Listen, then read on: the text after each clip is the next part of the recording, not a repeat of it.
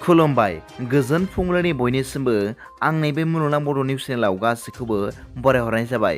आसा खालामो नोंथांमोनहा गासै मोजाङै दं। बे समाव आं नोंथांमोननि सिगाङाव फुंबिलिनि मोननैसो खौरां लाना फैलायबाय। अन्नानै भिडिअखौ स्किप खालामाजासे जोबजासिम नायलांदो। गिबि रादाबाव दं आसामाव गिबि खेबनि थाखाय जागायजेनबाय स्मार्ट क्लासआ। मख'नो गोनां बाथ्रा दि बे स्मार्ट क्लासखौ एमएलए उकिल गगैनि खावलायनायाव आमेरिकान फाउन्डेसनआ बे खामानिखौ शिबसागर जिल्लानि सिङाव थानाय बेटबारि हायार सेकेन्डारियाव मावफुंना होदों होनना मिथिनो मोननाय जादों।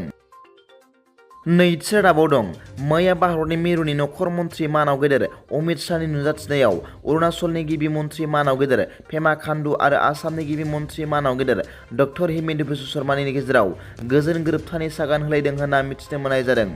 मिथिनो मोननाय बादिब्ला आसाम आरो अरुणाचलनि गेजेराव 55 बोसोर गोबां दाङाबाजि जालायदोंमोन होनना मिथिनो मोननाय जादों। खौरां मोननाय बादिब्ला 2 बोसोरनि सिगां मेघालय रायजोजों आसामा गोजोन गोरोबथा खालामदोंमोन होनना मिथिनो मोननाय जादों। थामथि रादाबाव दं आसाम सरकारनि मोनसे फोसावनाय जायफोर दाखालि बावैसो बार अखा आरो सारअन्थाइ गोग्लैना न' बां मैसो मोसौ खहा जानांनाय सुबुंफोरनो आसाम सरकारा राङारि अनसुंथाइ होनो फोसावदों। मख'नो गोनां बाथ्रा दि आसामनि रेभिनिउ एन्ड डिजास्टार मेनेजमेन्टनि मिनिस्टार जगेन महना मैया बृहस्पतिबारखालि फोसावदों दि जायफोर सुबुङा न' बां सिलिंखार जानांबाय मैसो मोसौ खहा जानांनाय सुबुंफोरनो 1.20 लाख राङारि अनसुंथाइ होनो फोसावबाय आरो जायफोरना न' बांफोरा गोबांद्राय खहा जायाखै बिसोरनो 4,000 राङारि होनो फोसावबाय। बिथाङा फोरमायबावदों दि जायफोर सुबुङा बे बारहुंखा आरो सारअन्थाइ गोग्लैनायजों जिउ गोमाजानाय नखरनि सुबुंफोरनो 4 लाख राङारि आरो जखम जानाय सुबुंफोरनो 2 लाख राङारि अनसुंथाइ होनो फोसावबाय। ब्रैथि रादाबाव दं मैया क'क्राझार आसाम प्रदेश कंग्रेस कमिटिनि आफादगिरि मानाव गेदेर गर्जन मुसाहारि बिथाङा खौरांगिरिफोरनि सिगाङाव फोरमायदों दि आसामनि श्रीरामपुर गेटआव थारैनो सिन्डिकेट सोलिगासिनो दं जानो हागौ। बेनिखायनो दिनैसिमबो सोनाब बेंगलनिफ्राय ब्रयलार दाउ गारि मैसोनि गारि मोसौनि गारिफोरा सानफ्रोमबो आसामाव हाबफैगासिनो दं।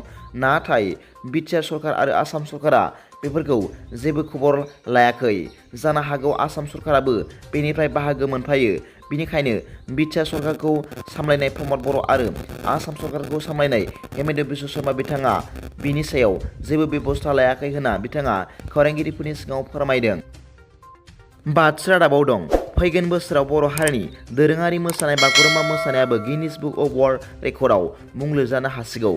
खौरां मोननाय बादिब्ला मैया BTRनि गाहाय मावफुं सोद्रोमा मानाव गेदेर प्रमद बर' बिथाङा खौरांगिरिफोरनि सिगाङाव फोरमायदों दि बिथाङा फैगौ बोसोरनि रंजालि बैसागुनि समाव 20,000नि बांसिन मोसाखावरिफोरखौ लानानै मोनसे फोथारावनो बर'नि दोरोङारि हारिमु बागुरुम्बा मोसानायखौ बुहुमनि सुबुंफोरनो दिन्थिनानै गिनिज बुक अफ वर्ल्ड रेकर्डआव मुं लिरहोनो नाजागोन होनना बिथाङा फोरमायदों। दिनैनि फुंबिलिनि मोननैसो खौरांफोरा दा बेखिनिल'मोन। भिडिअखौ मोजां मोनदोंब्ला आंनि बे मुलुगनां बड' निउस चेनेलखौ अन्नानै साबस्क्राइब खालाम आरो बेल आइकनआबो थुनानै ला जाहाथे आं गोदान गोदान निउस आपडेट लानानै फैब्ला नोंथांनियाव सिगांग्रो नटिफिकेसन सौहैयो। दा बेलासिनि रादाबाव नोंथांमोनखौ आंनि बे चेनेलाव गोसो गोथारै बरायहरनाय जाबाय। गोजोन्थों। एसेनोसै। जै बर' हारिनि जै।